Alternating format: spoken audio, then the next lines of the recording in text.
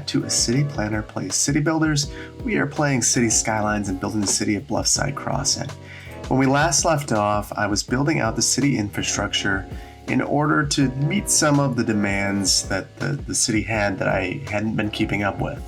And I'm happy to report that since the previous episode, I let it sim for a bit, and things have mostly resolved themselves. So let's take a look. A good example of this would be looking at Mount Hood and Clifton Gardens. There were a number of trash collection issues that are now resolved. So I'm pretty pleased with where things shook out. You can also see that most of the issues related to employment are now solved, and we're in a good spot. So there were a couple things I had to do to get there, and I did this off camera. I noticed, after doing a little bit of research, that the relationship between waste processing complexes and waste transfer facilities was basically 5-to-1. For every 5 waste transfer facilities, you had to have 1 waste processing complex and have a number of waste transfer facilities, so I had to add a couple more waste processing complexes. And after I did that, things were basically resolved. So I'm pleased with that, and it made me think a little bit more about city services that we might be missing. And one of those services that I think that we are missing is a post office. We have one post office in downtown, but no post office sorting facility and no more post offices besides that one.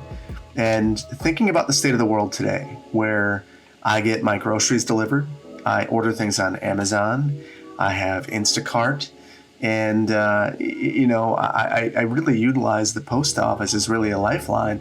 Maybe think about this city and wonder how things were going here. And you can see that downtown Bluffside Crossing has pretty good access to the post office. And the further away you get from downtown, the worse your post office delivery is going to be. So we're going to try to resolve this today. We're going to add a post sorting facility and some post offices. And I think that the best place for this is going to be off this collector here in this arterial. But I'd like to add a connection to downtown. And the reason I've chosen this location is, number one, good access to this entire region or this entire area. It'll have good access to downtown, and it'll have good access to the freeway.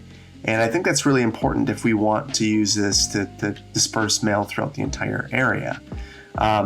So that's the game plan. We're going to start out by making this connection to downtown. And there are a couple considerations here. We have our bike network going through here, so I don't want to disrupt that at all, but I know that whatever road I put through needs to be at minimum a collector, and probably at maximum a collector, because if I put an arterial in, I want to sever these local connections, and I don't really want to disrupt the grid like that. That said, there are going to be some disruptions to this area. So I'm going to pause it, and we're going to make some of those changes now.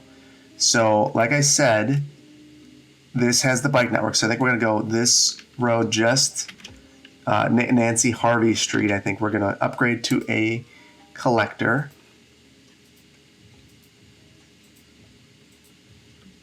And right now this is kind of a placeholder because we need to do some work with our train track. I don't want this to be a problem, so I'm going to eliminate this section of the track. We're going to either raise or lower it. I'm not sure yet which one I want to pursue. Let's see, there's something in the way. Let's see what it is. I cannot tell, truthfully. Space already occupied. Hawthorne. Well, there's one way to figure this out, and that is to just eliminate these buildings, because that's what's going to happen anyway. Okay, and now we're good. And then I'll make this connection through here. Let's fix the train tracks first. This is a very important rail corridor for both passenger rail and for our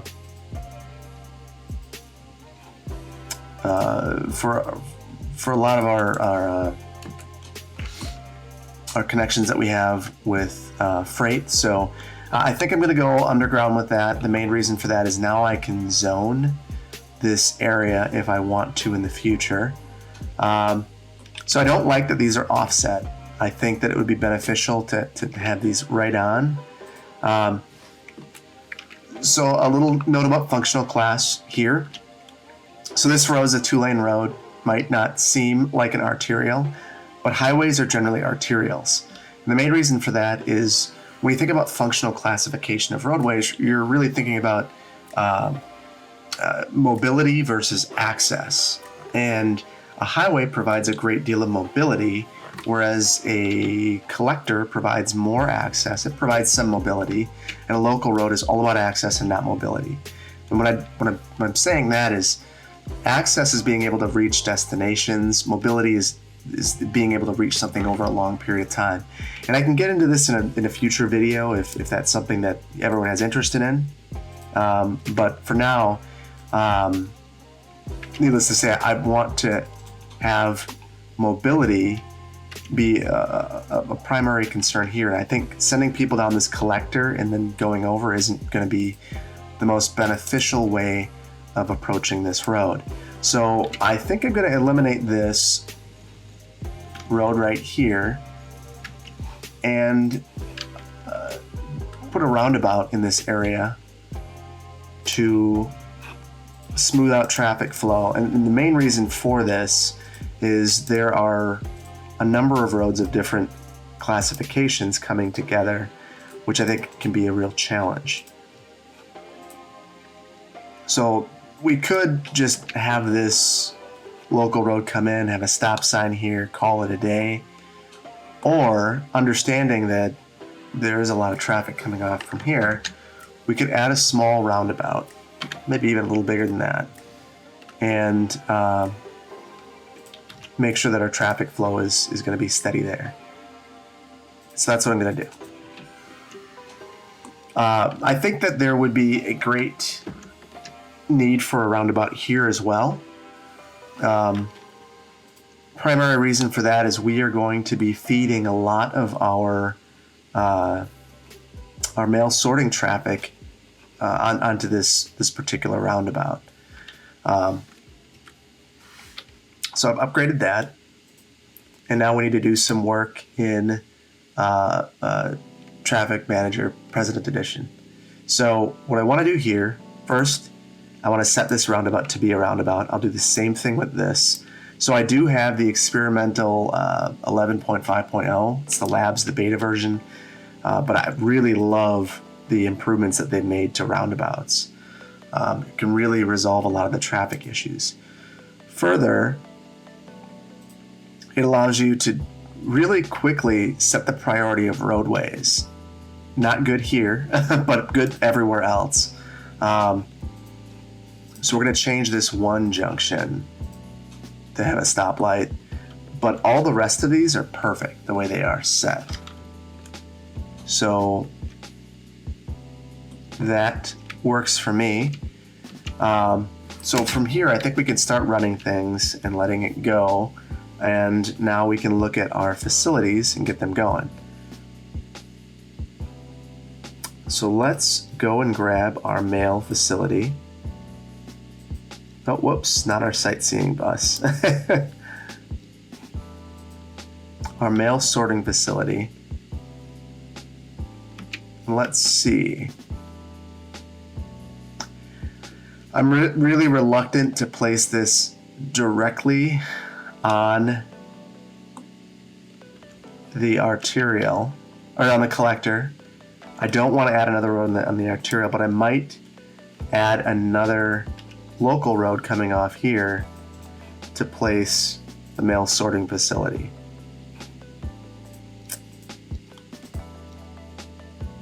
So my main thought process here is that there are going to be a lot of vehicles coming from here, and I don't want them loading onto the collector kind of messing up traffic there, but at the same time, I want to provide mobility. So I'm going to fix the power issues here.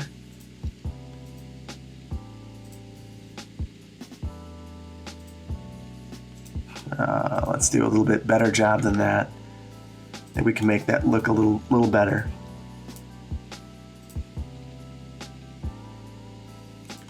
That's better. Now we need to get water to this facility, so we'll do that. Part of this is going to be fixing the pipes that are no longer underneath right-of-ways.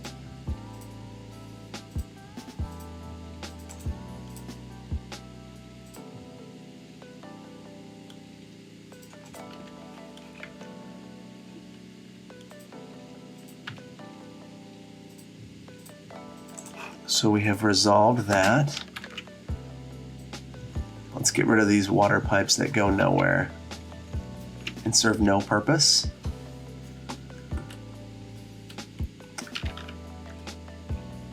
We're already seeing some backup at our new roundabout, but I'm not overly concerned just yet. Let's smooth this out a little bit. I think we can make this look better. That's much better. I'll do the same thing here. And then I'm going to do a bit of terraforming to clean this up.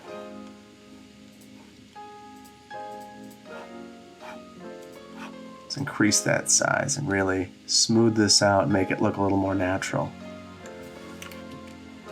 Okay, so now we need to get power to our mail sorting facility.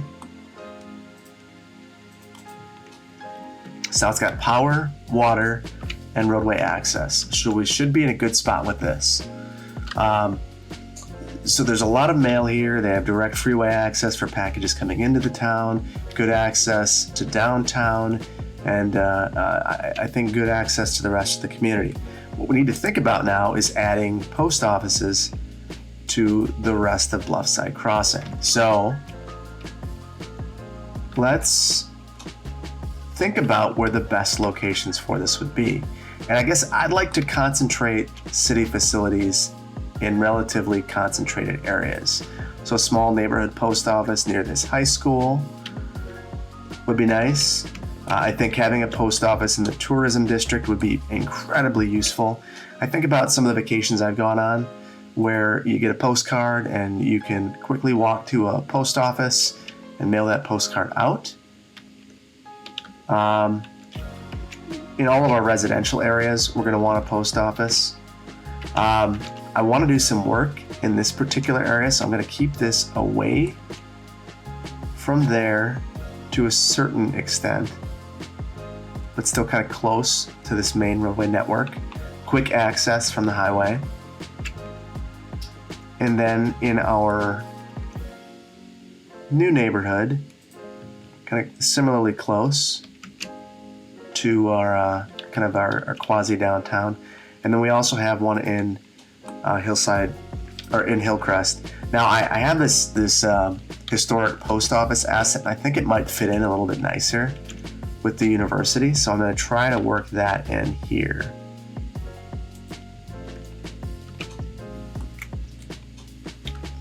That is an attractive looking building, except that it's pretty ugly in its location, so let's rotate it and see if it looks a little better like that. So the elevations in this entire area are, to say the least, rough. I could try to fix that right now, but it would probably be a process. Let me just do the bare minimum.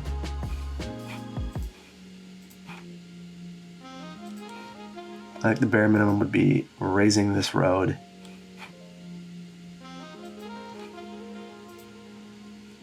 Right there, and I think that would probably fix it.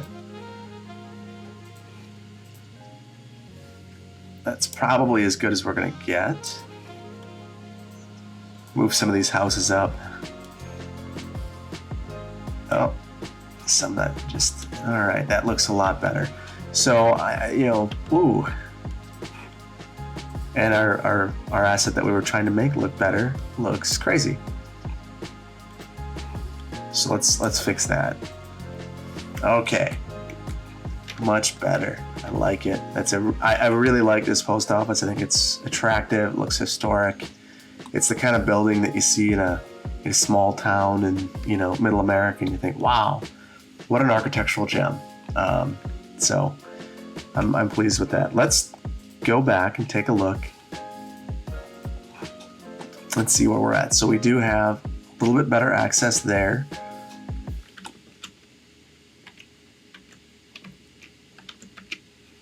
We might need one more post office in downtown, kind of on the outskirts of the downtown area.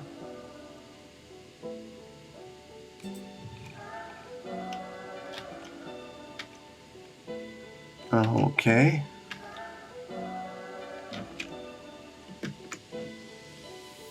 And let's let that go for just a minute, see how that resolves things.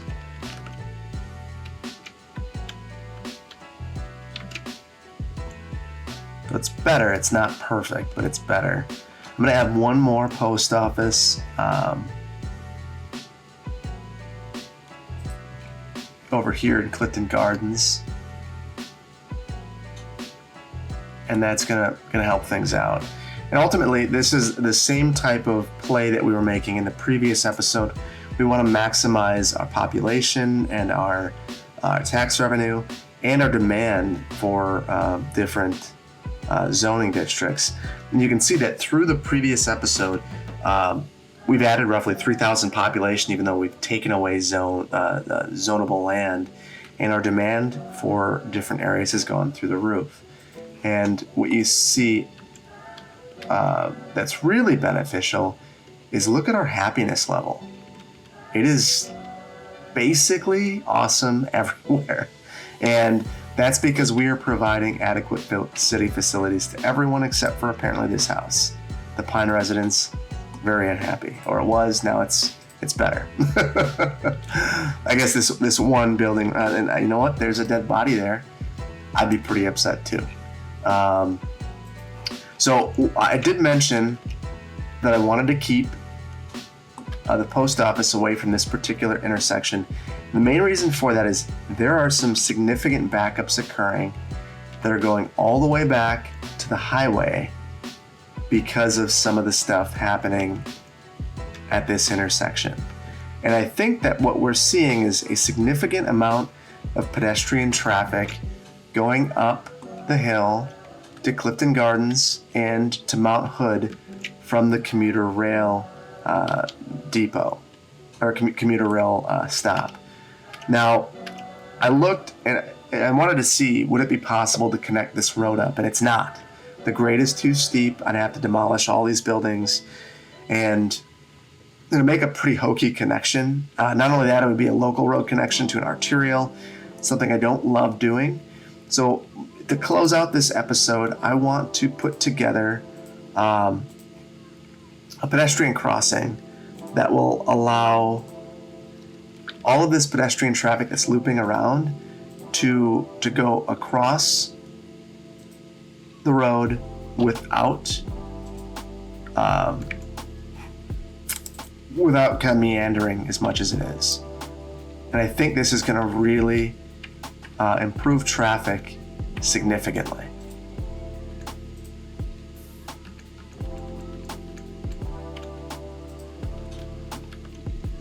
So this is basically, in my mind, the lowest amount of effort that we could do on a project to improve things. But I think it's going to bang for our buck is going to be pretty significant.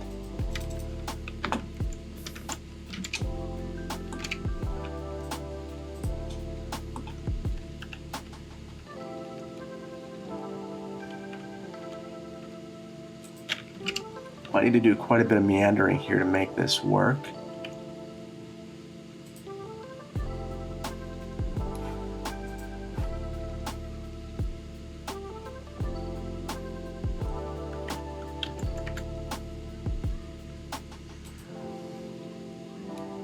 But there's not really a lot else that's going to happen in this area, so I would think that an investment in our pedestrian network is probably as good of investment as we can make. That's pretty ugly. So let's try to improve that some.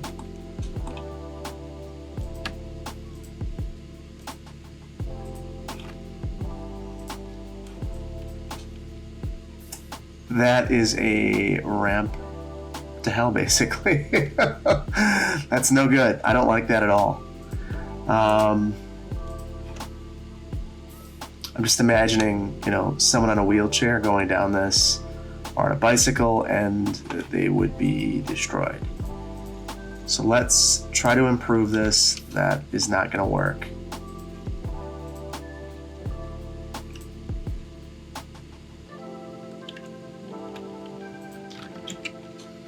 So this is a topic that means a lot to me personally. I guess I can talk a little bit personally about something. So growing up, my mom had multiple sclerosis, and so she, for a long time, was in a wheelchair, and didn't start out there initially, but it's a progressive disease, or at least it can be, and hers was. So this has always been a topic that's near and dear to me. One of the programs that I administered at a previous job was called the 5310 program. So what that program does is provide mobility options to people who have disabilities, and that can be accessible vehicles, really anything that improves mobility for people that have challenges related to accessibility. And so this is always going to mean a lot to me, and I want this to be reasonable. So I know that one of the comments I received in the past was add some accessible parking stalls, and I like that comment because that's something that does mean a lot to me. So this is crazy. I'm trying. Unfortunately, it might need a couple of loops to be possible.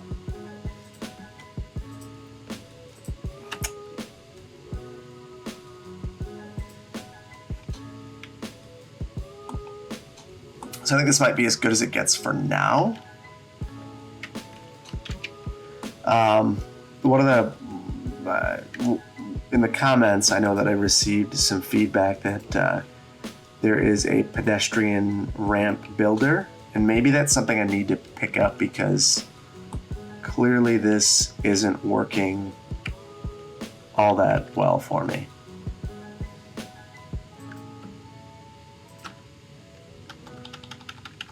It's certainly accomplishing the goal to a certain extent, but I could do a better job, I think. I'm not a professional engineer by any means.